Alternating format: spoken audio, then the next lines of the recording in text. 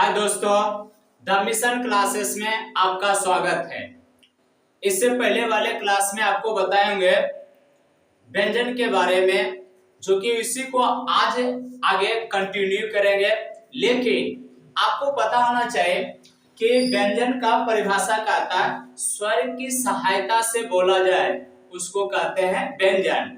लेकिन उसमें से व्यंजन के मुख्य रूप से 3 भेद होते हैं, जबकि व्यंजन के कुल 5 भेद होते हैं। उसमें आप पढ़े होंगे पीछे वाले क्लास में, अगर कंटिन्यू क्लास किए होंगे तो आपको याद आना चाहिए स्पर्श व्यंजन, अंतस्थ व्यंजन, उष्म व्यंजन, आपका संयुक्त व्यंजन, आपका द्विगुण व्यंजन। उसी में से स्पर्श व्यंजन की चर्चा पिछले क्लास में कर दिए थे।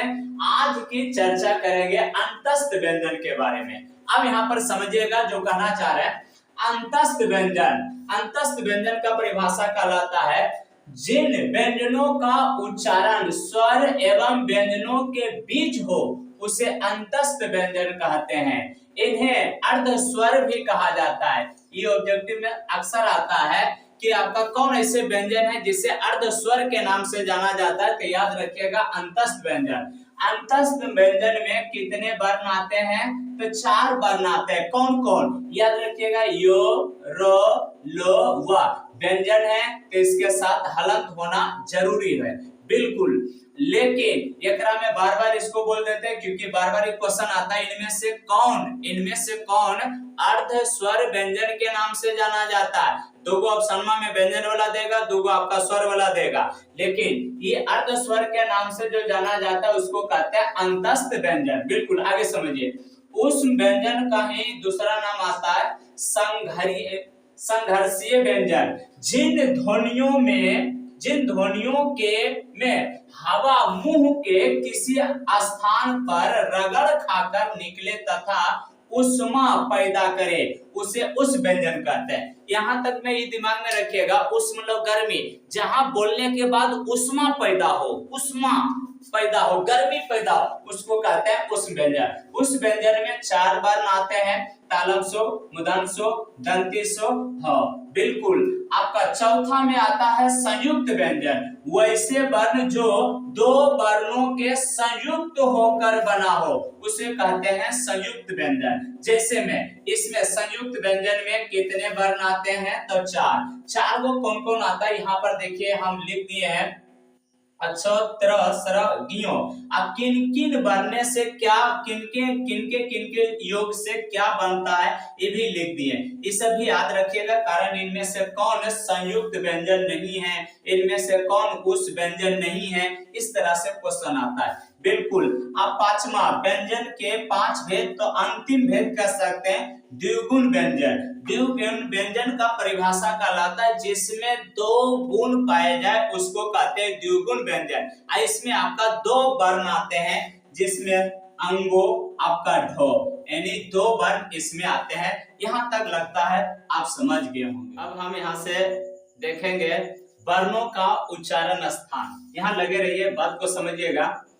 यानी कह सकते हैं कंठ पहले आप सीखते भी जाइए, कंठ कहते किसको आपको पता होना चाहिए।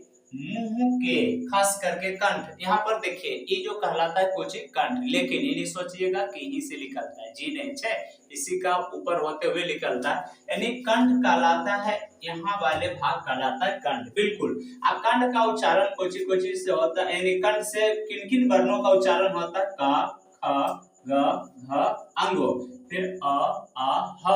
इस सभी उच्चारण होता है किससे? कंठ से उच्चारण होता है। लेकिन आप समझिए, हम कहना आपको याद रखिएगा कैसे, पिछला क्लास में अगर पढ़े होंगे तो याद आना चाहिए।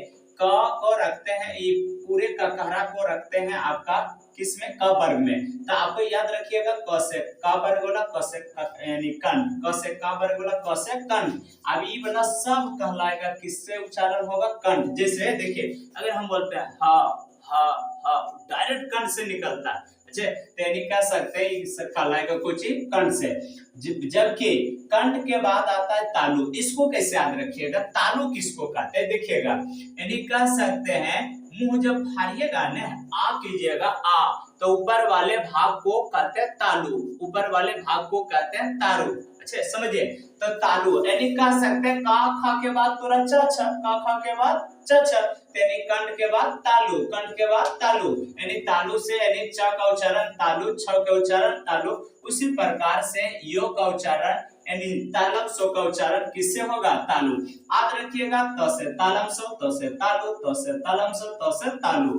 आगे समझिए, तालु भी समझ गए होंगे। मूर्धा समझिए, मूर्धा किसको कहते हैं? बात को समझिएगा। मूर्धा कहते हैं, आपको पता होना चाहिए, जो दांत होता है ना, यानी कह सकते हैं दांत, दांत से जो अंदर मसूड़ा पकड़ ले रहता है उसी को कहते हैं कौची? मूर्धा, उसी को कहते हैं मूर्धा। अब बात को समझिए जो यहाँ कहना चाह रहे हैं, हालांकि इसमें याद रखना है कैसे, ध्यान से देखिए।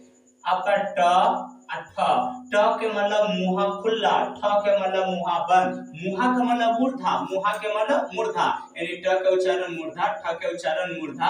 औसी मूर्धन स का भी उच्चारण होगा किससे? मूर्धा से। आगे बढ़िए, त थ द में लिखल है द, तो द से हो जाएगा कौची? दंत। दंती सो का भी उच्चारण होगा किससे? दंत से। दंती सो का उच्चारण भी होगा दंत से। आप ओठ से देखिए, ओठ तो आप समझते होंगे, आपको यानी कह सकते हैं लिप से, यानी आगे वाले भाग को कहते हैं ओठ। देखिए इसमें याद करने ट्रिक भी बताए थे। बच्चा को पप्पी लेते हैं ओठ से, बच्चा को पप्पी लेते हैं ओठ से, यानी पो के उच्चारण ओठ से, फो के उच्चारण ओठ से, ब के उच्चारण ओठ से। बिल्कुल। आ इधर बच गया छोटा ऊ और बड़ा ऊ, दोनों का उच्चारण होता है ओठ से। लेकिन आप समझिए ए इसमें कंठ और तालु दोनों के मेल से उच्चारण होता है, इसीलिए कहते हैं कंठ तालु, इसीलिए इसको कहते हैं कोची? कंठ तालु। उसी प्रकार से यहाँ देखिएगा, कंठ और ओठ दोनों के मेल से उच्चारण होता है, इसीलिए इसको कहते हैं कंठोस। इसको की कहते हैं? कंठोस में आते हैं ओ आओ, ओ आओ। बिल्कुल उसी प्रकार आता है कोची? दंतोष्ट। दंतोष्ट में वो आता है, जबकि नासिका में पांचवा अक्षर आते हैं। पांचवा अक्षर के अंतर्गत ये आपका नासिका वाला आ जाएंगे, अंगो गियो तबरकिनो आपका मो, ये सभी उच्चारण स्थान है। आपको यहाँ तक लगता है स्पष्ट हो गया होगा।